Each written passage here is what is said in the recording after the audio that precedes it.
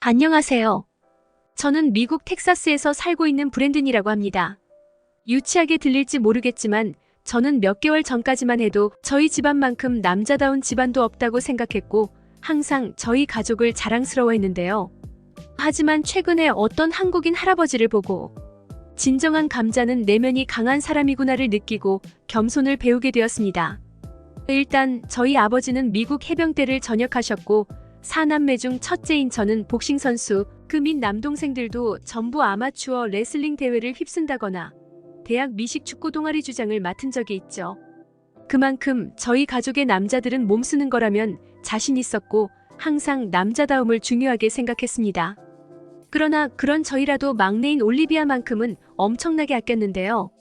올리비아는 아기 때부터 늘 발바닥이 땅에 닿는 법이 없었는데 아버지부터 해서 저 남동생들 전부 여동생 올리비아를 업어 키웠기 때문에 올리비아는 늘 사랑받으며 자랐죠.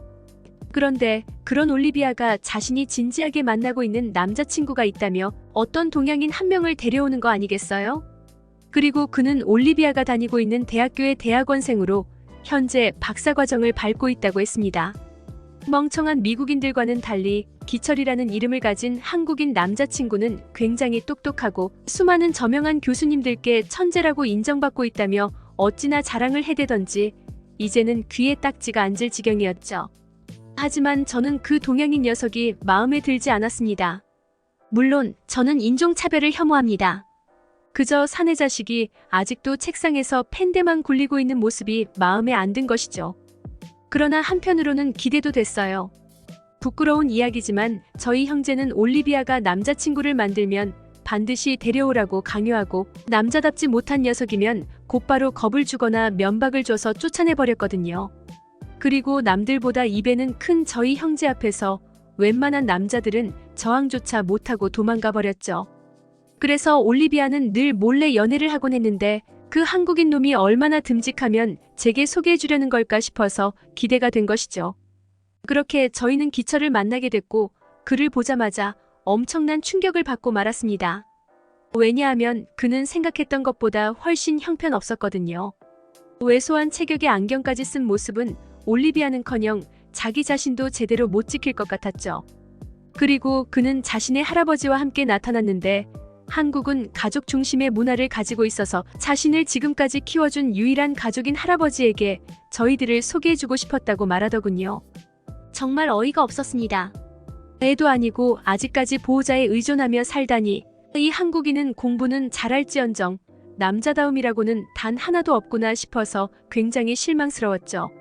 그리고 그의 할아버지라던 경식 할아버지는 또 어찌나 유약하던지 아직까지도 운동을 게을리하지 않으시는 저희 아버지와는 달리 경식 할아버지는 제대로 걷지도 못하시는 것 같았고 그의 힘없고 떨리는 눈동자는 저희까지 불안하게 만들더군요.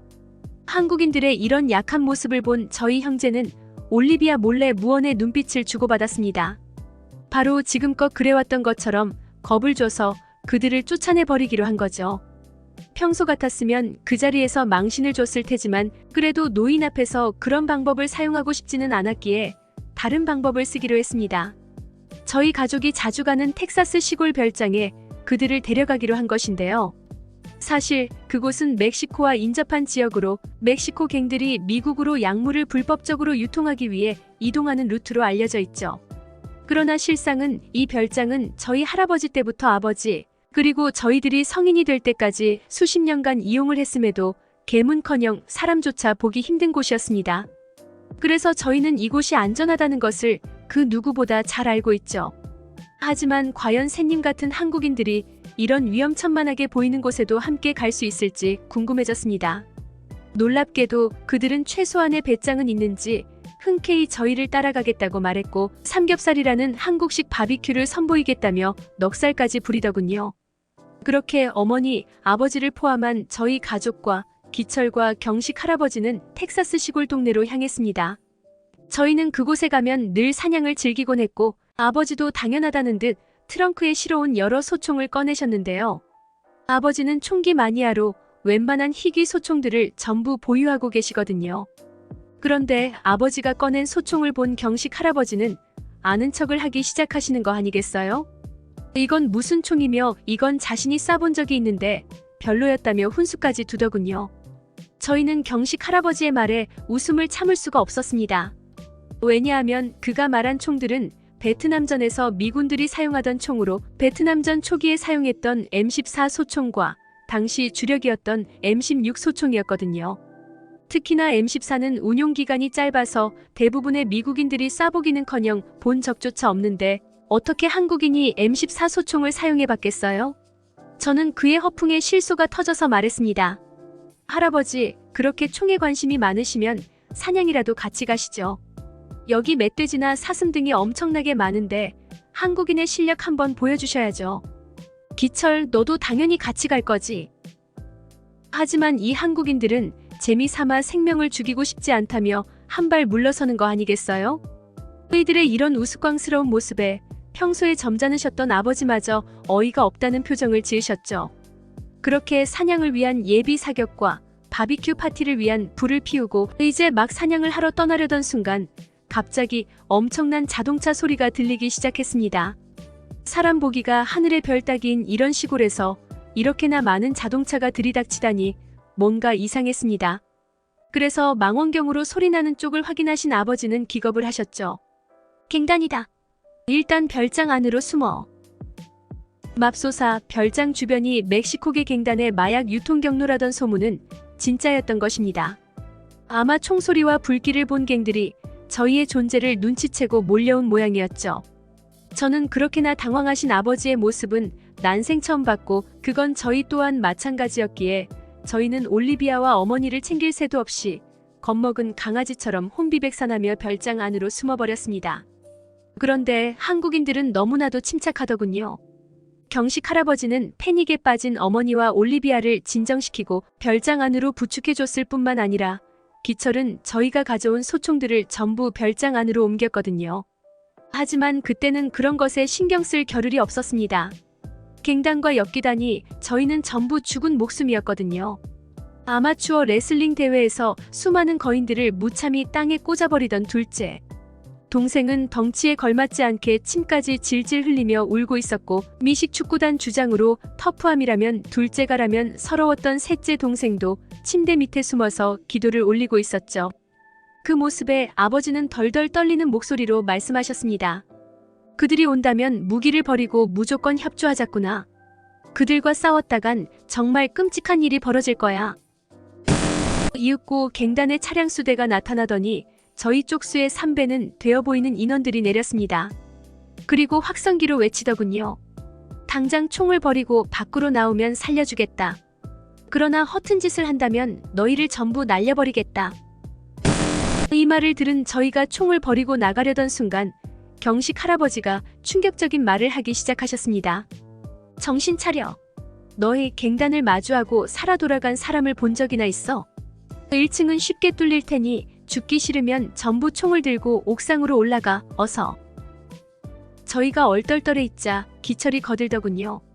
확인해보니 다행히 상대는 로켓이나 박격포는 가지고 있지 않은 것 같네요. 15분만 버팁시다. 서두르세요.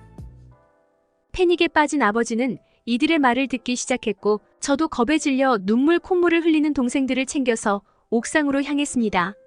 그리고 옥상에서 전투 준비를 마친 저희에게 기철은 놀랄만한 이야기를 해주었죠. 지금 차량을 문 앞에 주차해서 블랙박스를 갱단을 향해 비추고 있어요. 그리고 이걸 플랫폼에 실시간으로 방송되게끔 조치해놓고 경찰에 전화까지 해놓았죠. 미국군 경찰이 저희를 도와주러 오는 시간을 대략적으로 계산해보면 최소 15분만 버티면 될 거예요. 도대체 혼란스러운 상황에서도 이런 걸 언제 조치해놨는지 한없이 약해 보이던 기철은 보통 녀석이 아니었습니다. 이어서 경식 할아버지 또한 아까의 유약한 모습과는 전혀 다른 모습을 보여줬습니다. 이봐 해병대 양반 멍청하게 서 있지만 말고 그 M16. 소총 안 쓸 거면 1인에 내가 베트남 전쟁에서 이 총으로 동료 수명은 살렸지. 이번에도 신은 내 편이 되어주실 거야. 정말 깜짝 놀랐습니다. 그가 베트남 전 참전 용사셨다니 그것도 귀신보다 무섭다는 한국군이었다니요. 그간 저희가 감히 누굴 무시한 건가 싶어서 엄청난 부끄러움이 몰려왔습니다. 그리고 그때는 기철의 왜소한 모습 때문에 기억나지 않았지만 한국은 징병제 국가로 모든 남자가 군대에 다녀온다는 사실도 떠올리게 되었죠. 어쨌든 경식 할아버지는 M16으로 갱단 차량의 엔진 위주로 사격하기 시작했고 차량 안에 뭐 비싼 거라도 있는지 갱단은 호들갑을 떨며 차량을 지키려고 하더군요.